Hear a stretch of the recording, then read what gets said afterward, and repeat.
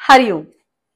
आज हम जानेंगे भ्रामरी प्राणायाम कैसे करते हैं या भ्रामरी प्राणायाम के करने के क्या क्या फायदे हैं और भ्रामरी प्राणायाम कितनी देर करना चाहिए जिससे कि हम उसका मैक्सिमम फायदा ले सके। तो भ्रामरी प्राणायाम करने के लिए किसी भी मेडिटेटिव पोस्चर में आ जाएंगे, कोई भी सुखावे स्थिति ले लेंगे और हाथों को द्रोण मुद्रा में रख सकते हैं, अदरवाइज ज्ञान मुद्रा में रख सकते हैं। ज्ञान मुद्रा का मैं कैसे लगाते हैं वो मैं प्रोसेस आपको पहले वीडियो में दिखा चुकी हूँ, आप प्लीज उसको गो थ्रू कीजिए।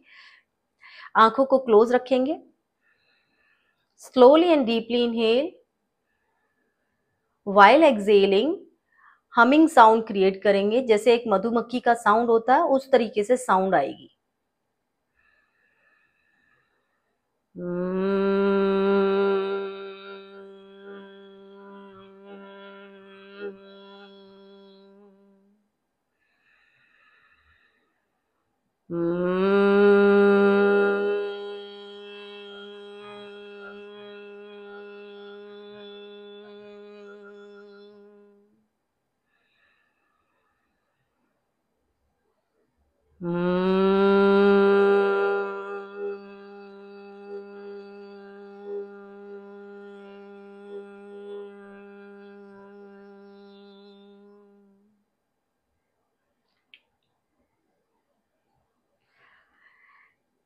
इस साउंड, ये जो हमिंग साउंड है, इसकी वाइब्रेशन हमको थ्रोट रीजन से लेके हेड रीजन तक फील होती है।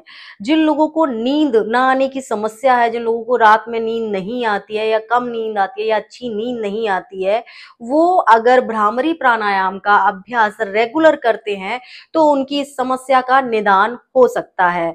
और ये प्राणायाम हमारे पैरासिम्पैथेटिक नर्वस सिस्टम को एक्टिवेट करता है, जिससे कि हमारा माइंड, मन calm and compose रहता है। So, Hariom, keep practicing.